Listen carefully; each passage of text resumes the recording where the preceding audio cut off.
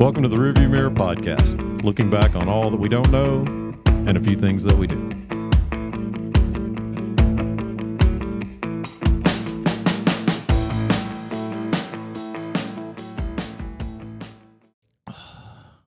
It's the first time I've ever seen you drink coffee.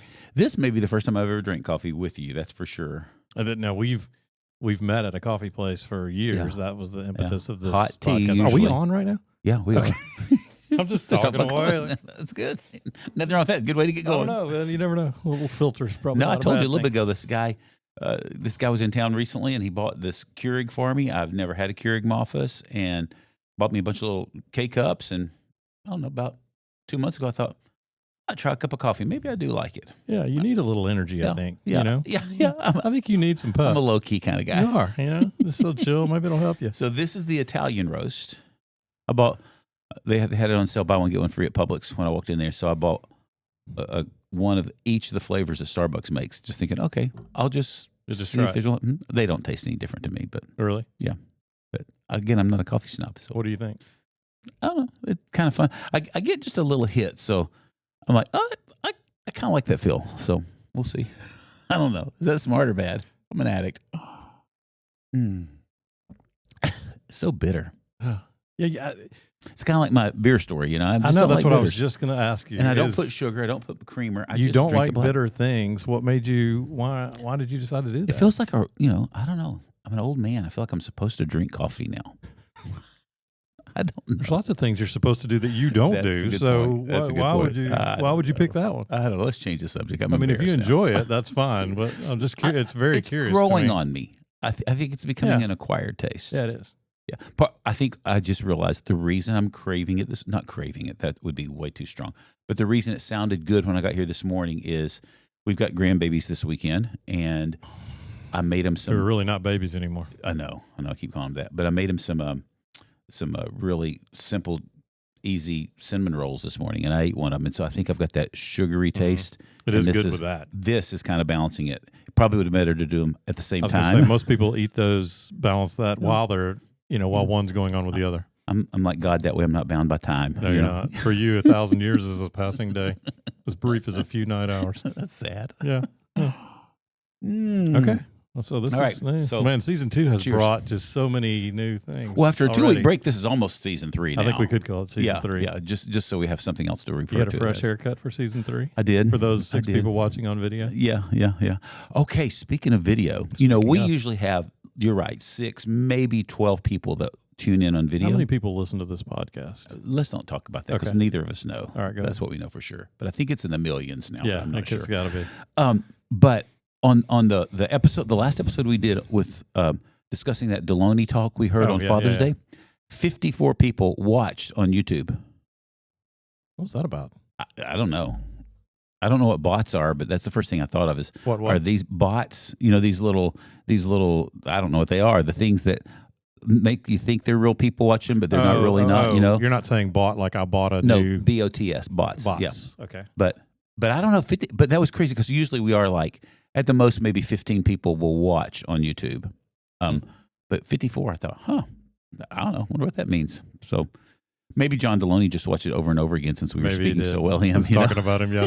Get a little hit off You that. never know. He Yeah. could have made him feel good. If so, I'm we're happy for narcissistic him. enough. I would have done that. I mean, if you talked about me on the podcast all the time, I would watch it over Let's and talk over about again. you today. That could be a great We podcast. can. What do you want to know? I don't know.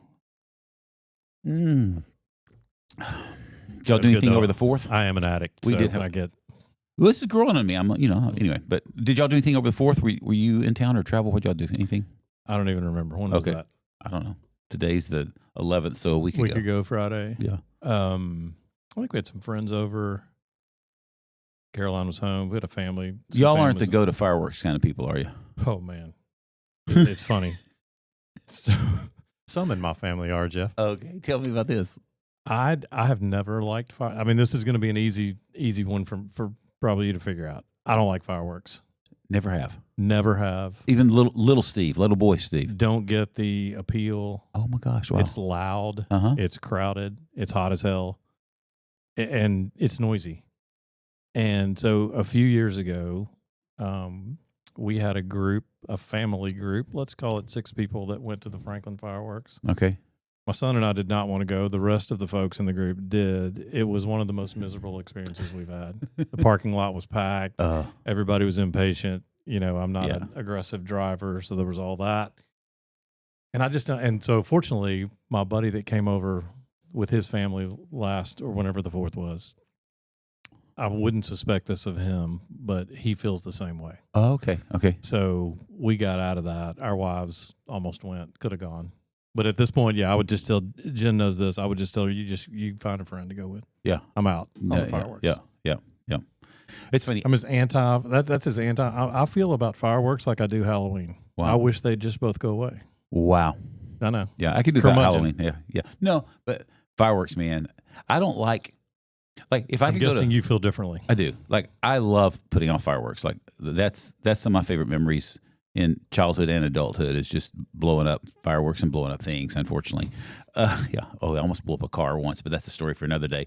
But going to fireworks, I can appreciate a great fireworks display. The problem is I'm like you, though. I do hate the crowds. So we did the Nashville fireworks thing maybe 7 or 8 years ago, which it was probably half the crowd that it is now. And it was miserable. I was like, okay, we've done that once. I'll never need to do that again. But I think it's gorgeous. I love the fireworks themselves. I just can't stand that kind of crowd for just to stand there and shoulder to shoulder. And everybody, hey, I'm not knocking it. I know people enjoy that. Yeah, it's not for me. I enjoy I'll watch them on the symphony, like the National Fireworks Show with the symphony. Yeah. So I like that. Okay, but it's 68 degrees in my house when I'm watching it, and I'm in my chair and. Curmudgeon. That's a good I word. Am a curmudgeon. Yeah. In that way, I am. I mean, it's just, I don't know. The bang for the buck is just not. Yeah. And if you've seen one, you've kind of seen. You're right. That's true. But I don't know. There's still something fun about it. So, we didn't go see any fireworks thanks to me and my curmudgeon buddy. He's not a curmudgeon. That's why it surprised me. Yeah. I mean, he's very. You thought for sure he'd be the guy. Let's go. I thought this idea is going to get some momentum. Mm-hmm. And I'm going to have to. And your host. I'm going to have to go back to our first episode with the Lumineers song, I'm the asshole that doesn't want to go, And I would have just had to live with that, and I would have held firm on that. Now, grandkids come around, that may be different. But, I'll have to go to Disney, I'm sure, with them. And my kids, I think, are the only kids in Williamson County that didn't go to Disney as kids. Wow. I know. You are right. Explains a lot. That does explain a lot. We were terrible parents. Did y'all have a dog, a pet growing up? Yeah, yes, they got older. Yeah. Okay. I was going to say, if you didn't have a dog and you didn't go to Disney, then they didn't I'm surprised they allow you residency in Williamson County, really. But if any county officials are listening. But we took them to 30A. Okay, well, so that may balance it out. That makes a little bit of difference. Yeah. What's on your mind? I'm sure a lot because you're caffeinated today. No, Maybe should see how caffeinated Jeff does on this thing. Let's see what happens. Look out. You don't have a laptop and you're caffeinated. I know. Well, we had a good conversation after that last episode about my dependency on my laptop and something in front of me during these conversations. So I thought about that a lot. And I thought, you know what? I don't need that. I just would rather sit here and chat and kind of see where our conversation is going, which is kind of what I was doing then. But there'd be something that I'd have on my mind, and I'd search it, and I don't know, just helps me think differently. But destination, you feel like you had a destination, kind of. That phrase is important to me, or that word seems to be important to me sometimes. Just knowing where are we going. But today, I'm like... It's interesting because you said with your clients, you don't have that. I know. That is interesting. Yeah. What are your thoughts on... This question comes from just some stuff I scanned over the last few days, conversations I've had with people, level of anxiety in general of people that you see. Part A. And then what's the difference, do you think, between worry and anxiety? Great questions. Yeah. Man, I don't know. It's so interesting. The word anxiety, I feel like, has become somewhat of a buzzword that we use really fast about anything that we're feeling that it feels uncomfortable, which in some ways actually is anxiety too, Right. But I think what I see that I'm more concerned about is people who have anxiety about feeling anxiety. You know what I'm saying? Yeah, that's good. Instead of being able to go, oh my gosh, I've got some anxiety, wonder what I should do with it, wonder what it's telling me, wonder how I need to address it. It's almost like, oh gosh, I think I'm about to have anxiety. Oh, now I'm anxious about maybe having anxiety. To me, anxiety and even that word worry, was that the other word you used? Anxiety and worry, they almost feel like synonyms to me. I think I think they're words that we use when we don't know how to really name. I think emotionally that we're actually just afraid would be the best word. Fear seems like the most core emotion for most of us as humans. And yet most of us aren't trained to think about, ooh, I'm feeling afraid right now. I think in man world, we're trained early on. Don't be afraid. If you're an athlete, don't be afraid, take that shot. Don't be afraid, hit that guy. Don't be afraid, And so we're told just to kind of repress, ignore fear, I think. And so through the years, we think, oh, well, I don't have fear. So that word or that concept doesn't even show up.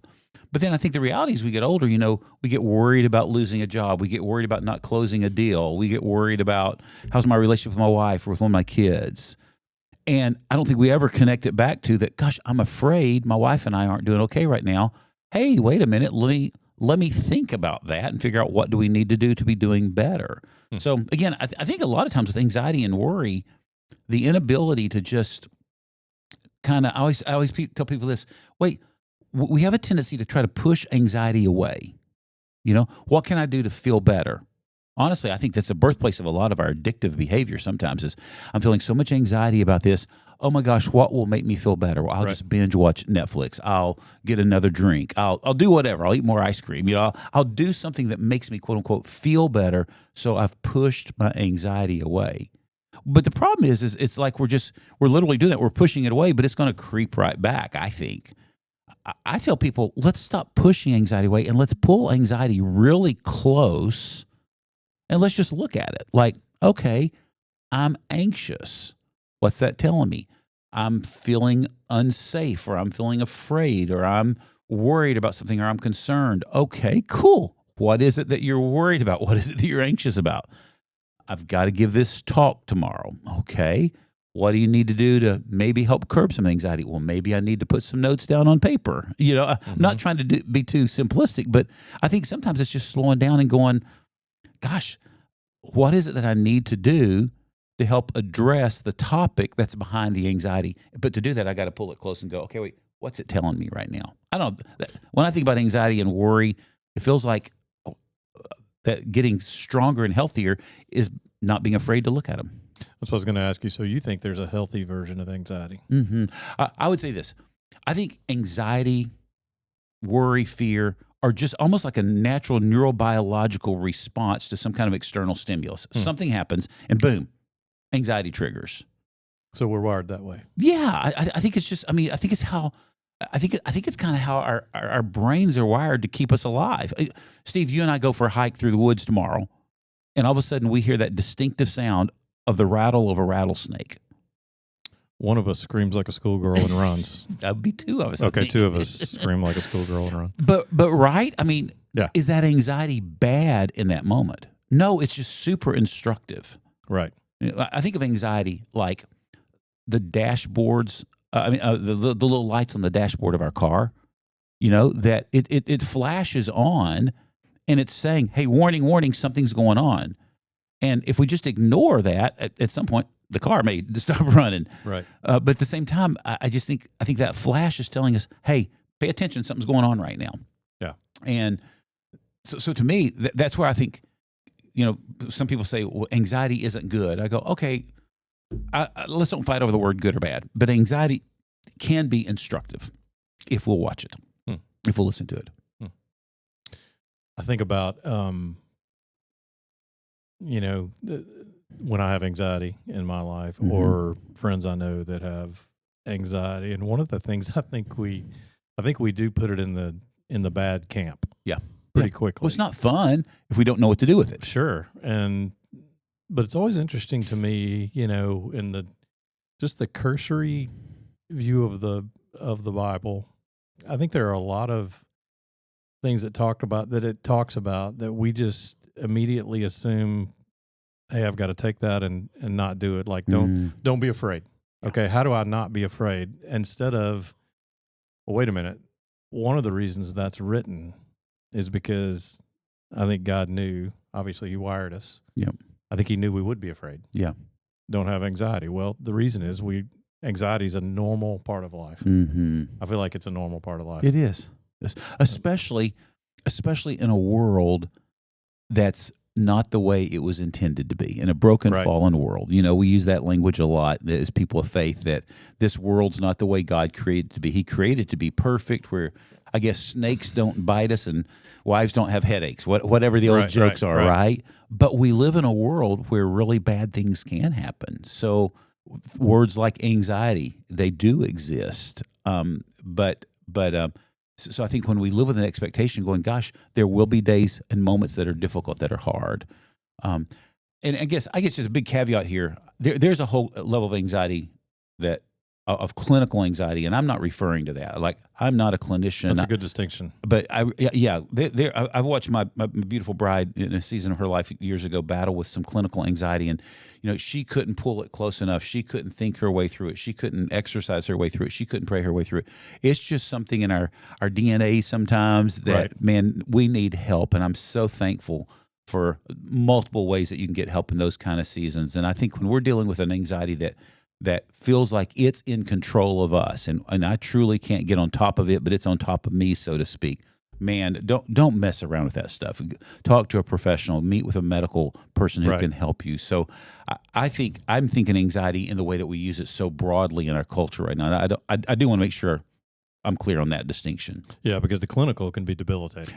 Well, it is. Absolutely. I've seen that so often. And again, that's an area I can't work with. That's not my training, but I am so grateful to God for, gosh, I've seen certain kinds of therapy help people. I've seen pharmacological interventions where people truly get that dark cloud of anxiety lifted from them, and I'm thankful for that.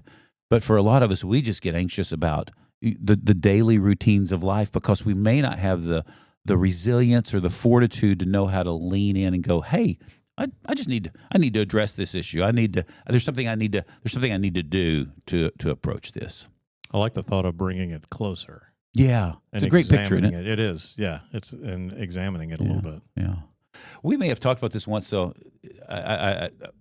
it's such a great picture. A minute ago, you talked about in the Bible where God says, "Do not be afraid. Don't be afraid." He says it. I remember reading one guy says it shows up in the Bible 366 times, right. And his joke was, that's one for every day of the year, even on leap year. Yeah, but the tone really matters there, I think. Yeah. And when I think of that. When I think of when we used to get thunderstorms when our kids were little, they'd come running into the bedroom, and I guess I could have yelled, "Don't be afraid, go back to bed," and that would be "Don't be afraid." But I really feel like that almost every time when that would happen, I may go, "Hey, buddy, come here, you don't have to be afraid," and I'd pull the cover back and I'd invite them to come in and, "Here, you can sleep with Mom and me tonight." Right. It's that "Don't be afraid, I'm with you, I got you, we can navigate this together." Yeah. And I think sometimes in the faith community, I've heard sermons where pastors have said, if you have fear, you have sin. And I just think that's so pathetic, short-sighted, and wrong. I think if you have fear, it means you're human. And it may mean you need to be reminded that God is near, that there's one who will walk with you. But to throw that in the sin category is really unfortunate, because I think God's voice, when he says, "Do not be afraid" in the scripture, is a voice of such paternal compassion. Hey, it is a jacked up world down there you're in, but don't be afraid. Right. I got you. The storm will pass. I haven't heard I have heard that before. It hasn't been as prevalent in my world as a sin. But what I do hear a lot is a very matter-of-fact solution. Mechanical. Hey, if you have anxiety, just do these three things. And prescriptive. Yeah, and it'll go away. Yeah. And I haven't really found that to be the case either. Yeah. No. Well, it can hover. It can just stay for a long time because, there's a reason our body's telling us that we're anxious. There's something that feels bigger than us. We feel threatened. We don't feel like we're safe. We're confused. We don't know how to move forward. And if we stay in that tsunami, then we can be stuck for hours, days. I think one of the greatest gifts that we have sometimes in those moments is just having a good friend to say, "Hey man, can I talk to you about some stuff that's just kicking my butt right now?" I feel like my anxiety's just been swirling around me. Sometimes it's just getting it verbally out instead of, holding it so tight in here. And again, then almost feeling ashamed for being anxious. Instead of just going, right. "Gosh, anxiety's kicking my butt right now. Can I talk to you about it? And sometimes that goes back to how you were brought up. Mm-hmm. I mean, you know, if those things weren't discussed aloud, yeah, you know, everything's fine, I'm Yeah. good, everything's great, Yeah. then, you know, there's no place for it, and there's some shame associated Mhm. with it, I think, Mm-hmm. that you feel a certain way. When you think about anxiety in your life, in your story, am I playing with that too much? I love to fidget. Evidently, that's my new word. I realize I have to have a fidget toy. So my kids are fidgeters. Oh, really? And when you were doing that, I was reminded of like when they were little and we go to the grocery store. I can remember Will just walking down the aisle, just touching everything, just touching, like literally love just Will. touching everything. I'm like, dude, stop That's my touching boy. it. Like, then Caroline's picking. It's like just stop touching. And I don't know why that drove me crazy.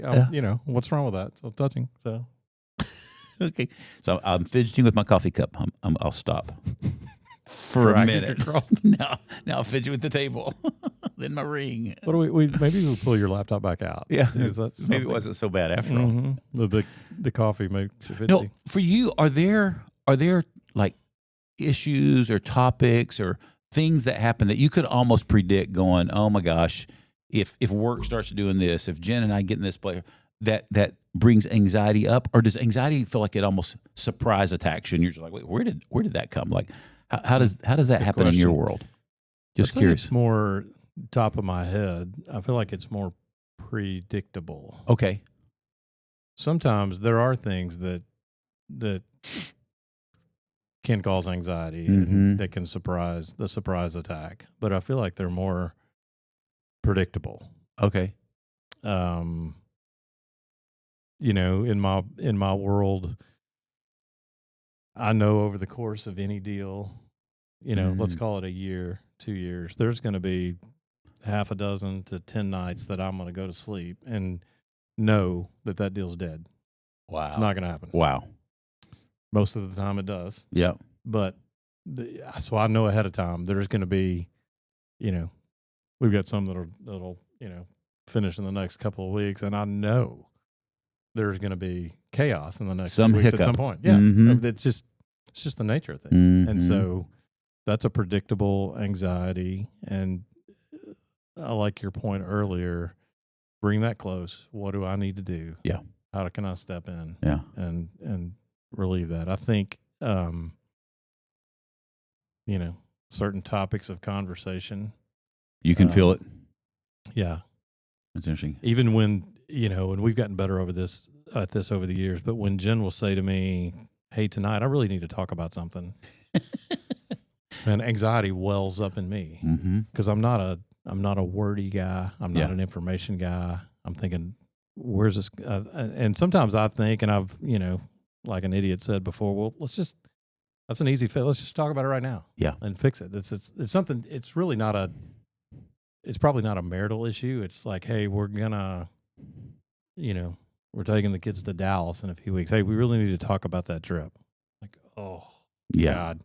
Yeah. What's there to talk about? Yeah. It's just flights and hotels. Yeah.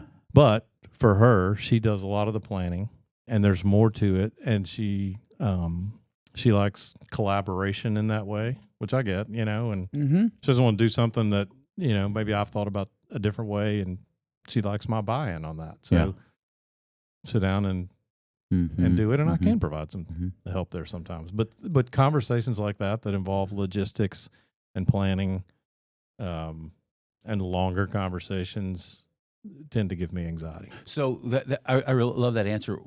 If use the business deal for an example, or I mean, I guess either one of them. Jen saying, "Hey, we need to talk." How did you respond 15 years ago to those moments versus today? Like, are you seeing change in you in how you address the anxiety? Still pops up. You know, that's inevitable. Right. But as far as how you address it, are you seeing changes in you through the years in that? I think so. In Yeah. fairness, I would probably ask her. I think I'm getting better at the logistics part. On the deal side, on the work side, my role has always been to find and produce. So I did. If there are issues that I consider to be minor, I'll leave them alone. Almost ignore them. Yeah, and I know somebody else is going to deal with it. Gotcha. I've got to move on and find, produce. Yep. Sometimes that's okay. in a healthy way, that's that's your area. Mm-hmm. I got a text from a guy this morning about something, a meeting Monday. I said, hey, that's not my ball to carry. Call this person and you guys need to figure that out by Monday morning. Mm-hmm. And so that I think is healthy, but ignoring it is not. Sometimes I have to step into areas that I'm not comfortable in, and that's a learned thing over the years. I've not always been good at that, and I'm probably not really good at it right now. Mm-hmm. But I'm going to 2 meetings Monday that are not my area of expertise, but I need to be there to oversee, make sure in general they flow the way they need to flow, that are important to our work. Yeah. So that's a change. That's growth. For that you is over a change, time. And I think I've learned on the stuff with Jen. I mean, I think in a perfect world, I would plan the trip. However, she's much better at it than I am. Mm-hmm. I think just sometimes if I would plan one and, relieve the stress a little bit, but she's probably not going to like the way I plan it. Right. But I think just learning to listen, when she says, hey, let's talk about the trip, I try to say, hey, I know there are better parts of the day for me than others. Yeah. 3 o'clock in the afternoon, I'm worthless. Yeah. At night is better, early. So, I'll try to say, hey, can we talk about it in the morning? Yeah. Can we talk about it at dinner tonight? Or let's go out and just kick it around over dinner. Yeah. Yeah. It's interesting as you're talking about that. I thought about, Jen's wiring and Laura's wiring, different, but there's some similarities. Mm-hmm. They both are, love a plan. They both have a high need for order and structure. And I say it with no disrespect to your wife or mine, but it's very different than the way you and I are wired, I think. Yes. But at that extreme, again, not throwing either of them under the bus when I say this, but at that extreme level, it's easy to become a person who suddenly needs control of how everything goes. And as you were talking about that, I thought, we started today talking about anxiety, and I connect it to fear. And I think anxiety is kind of a sideways expression of our fear. There's something I'm afraid of, but I don't know how to deal with the fear, so now I just kind of anxious about it. But there's another sideways way that I think our fear can come out sometimes, and it's more aggressive. It's where it's now, by golly, I'm gonna deal with this, and it is more on that control continuum, And I just think that's worth making a note of as we're kind of kicking this around today. Is that I've seen both of those in me, where I can get to that anxious place where I'm just obsessing and the brain's spinning and I'm stuck and I'm, oh my gosh, what if this happens? What if that guy shows up now? What if I don't have this report done? What's going to happen? What's going to happen? Or I get to the other side and I'm like, damn the torpedoes, full speed ahead. I'll burn the town down. I'm going to get this done. You'll do it my way. This is how, and I become this control monger. Right. And I just think, as we're talking about this today, I think it's really good to see both of those sides of fear or anxiety. Is that one kind of shuts us down internally where we obsess, and the other one where we start trying to control. Because, it's funny, I think in my work world, when I was growing up, anxiety would win. I would just, let the stinking thinking start going on in my brain, and I'd be, over accommodating, or would be so fearful about a conversation I was going to have, and just get worked up on the inside. But in my parenting, it was like I would swing to the other end, and especially with a couple of our boys, man, I'd become such a control freak about command and control parenting, and this is what you've got to do, right?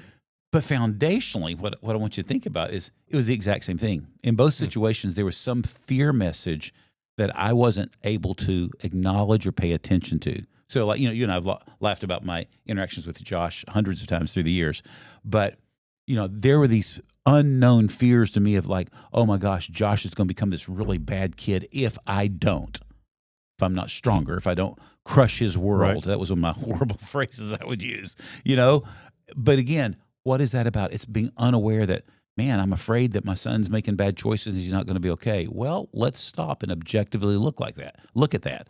Those aren't bad choices. He's just a knucklehead. He's just a risk taker. He's really okay. But when I don't draw the fear close, when I don't analyze it, then it metastasizes. I get scared, and so now, by golly, I got to be the big hand of the law, so to speak. And I think that's just the other side of anxiety is moving all the way over to now I have to control everything. And neither of those are fun or good places or healthy places to live. Do you see certain personality types that gravitate toward the control more than others? You know, that'd be fascinating. Like, I don't know research on it, but immediately what comes to my mind is I bet anything, the 3s, the 7s, and the 8s move toward that control really quickly because, they're in that, in the Enneagram world, they're in that stance that's called the aggressive stance. They move fast toward relationship, not always in a healthy way, sometimes in a healthy way. So I would think they move toward that need to control things.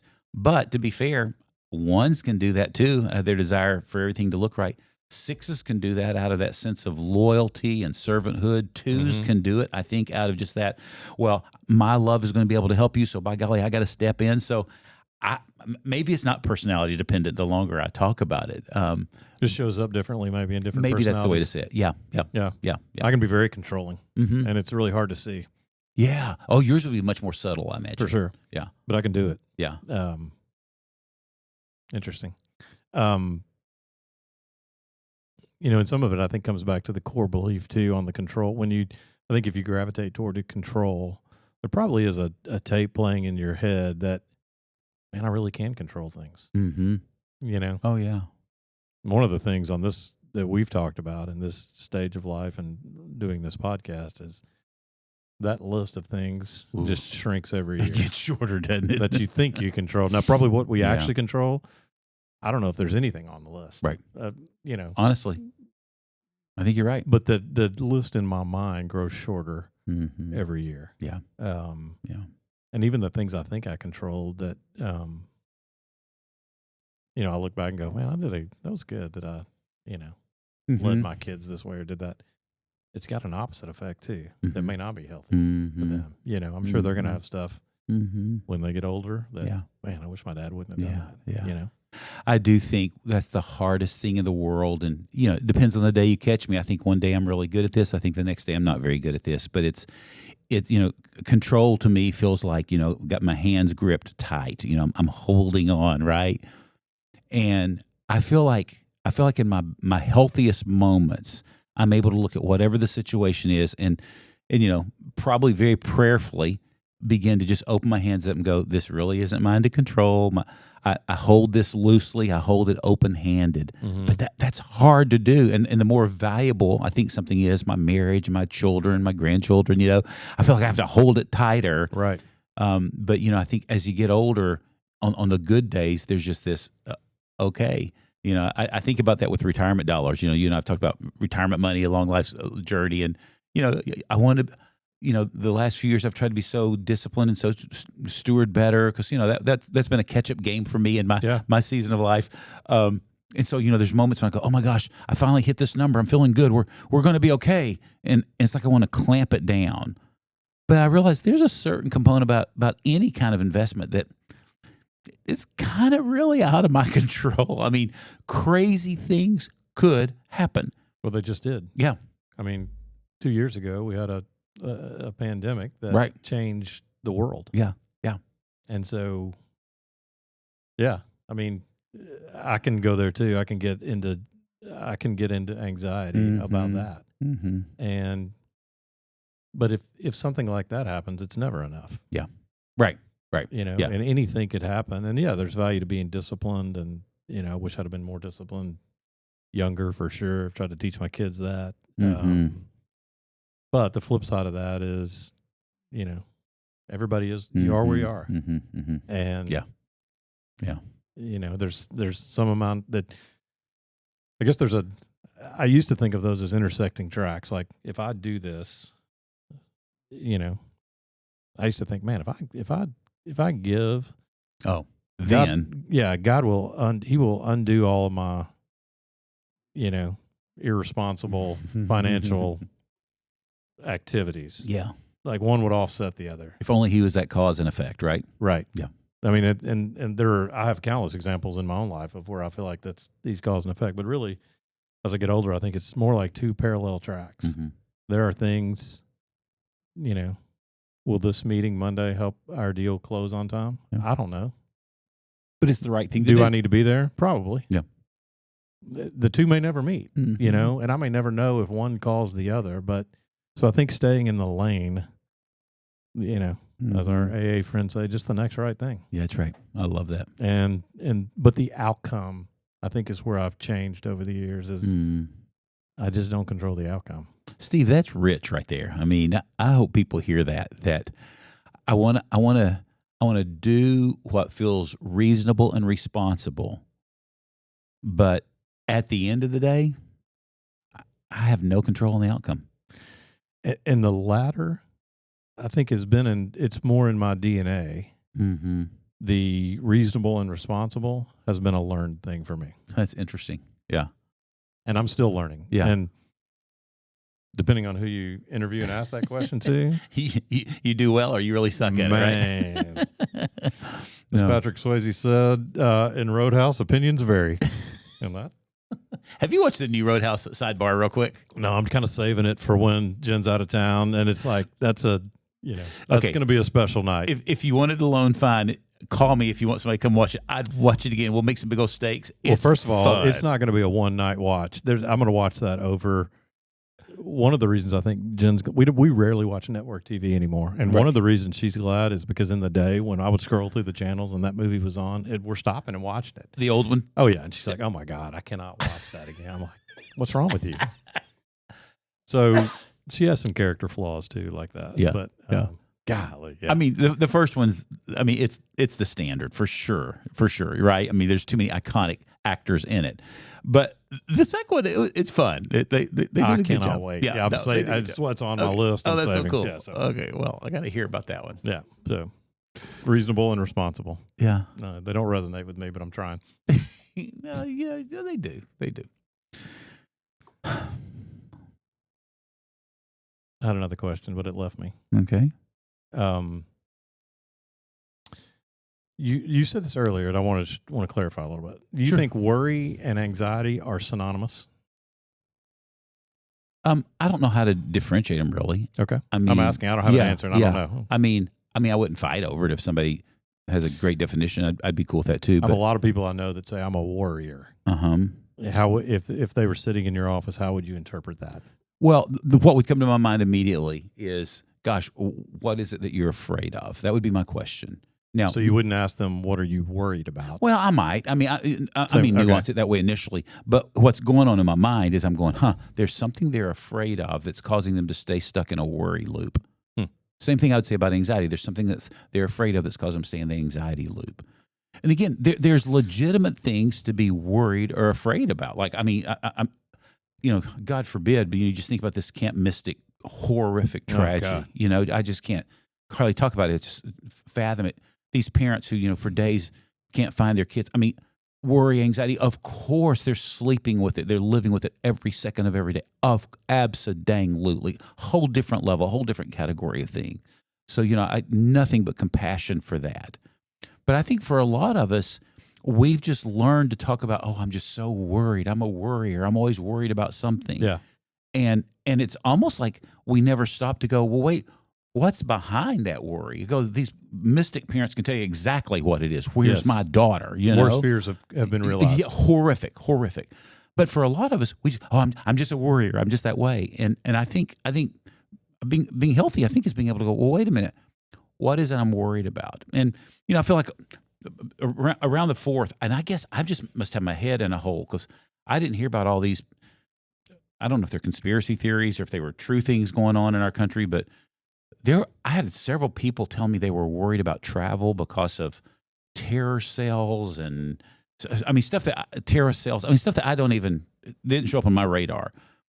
So these people were worried a lot. This was I'm just worrying about everything. And I think when I hear that, there's this part of me going, well, wait a minute, is there some place to understand where's that coming from? Is this good information you're getting? Is this really happening? So I think sometimes we create things just to hold on to. It's almost like we find comfort in anxiety. We find comfort in worry instead of just being able to go, hey, we're supposed to go visit some friends in Austin.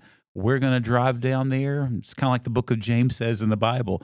Tomorrow we'll go to town if the Lord wills. Right. Tomorrow we'll go to Texas if the Lord wills. Like, I feel like we're losing that because we feel like I've got to do everything I can to stay safe.